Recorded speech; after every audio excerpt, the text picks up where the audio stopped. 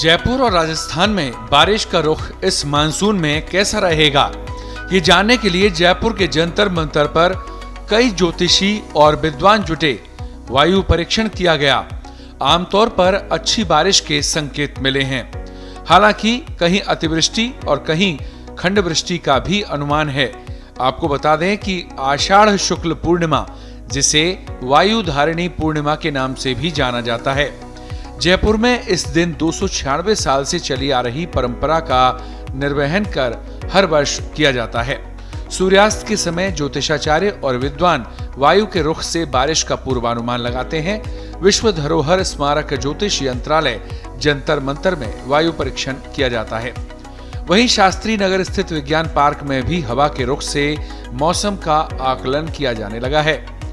अखिल भारतीय प्राच्य ज्योतिष शोध संस्थान की ओर से आयोजित वायु परीक्षण में शहर के जाने माने ज्योतिषी और पंचांगकर्ता शामिल होते हैं और वर्षा से संबंधित भविष्यवाणी करते हैं। शास्त्री नगर स्थित साइंस पार्क में यह वायु परीक्षण किया जाने लगा है।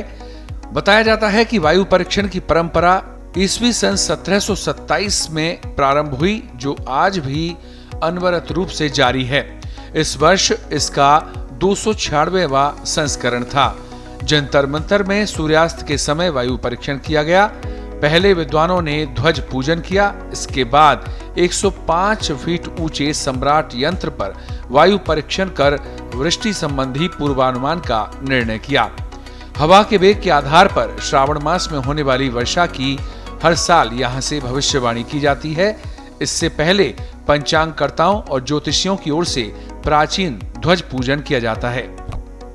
जब सूर्यास्त हुआ 7:21 पर और कुछ समय इसमें ईशान कोण की ओर भी प्रवाह रहा, स्थिरता भी रही। इससे पहले जो 10 मिनट पहले इसमें थोड़ी स्थिरता भी रही।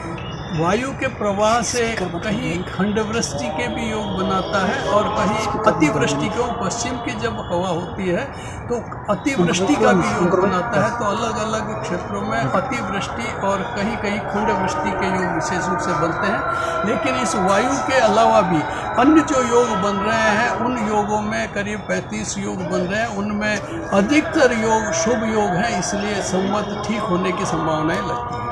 पिंगल त्वीति इति भीतिकरः मध्य सस्यार्घ वृष्टयः। मध्य वृष्टि के बारे में बताया।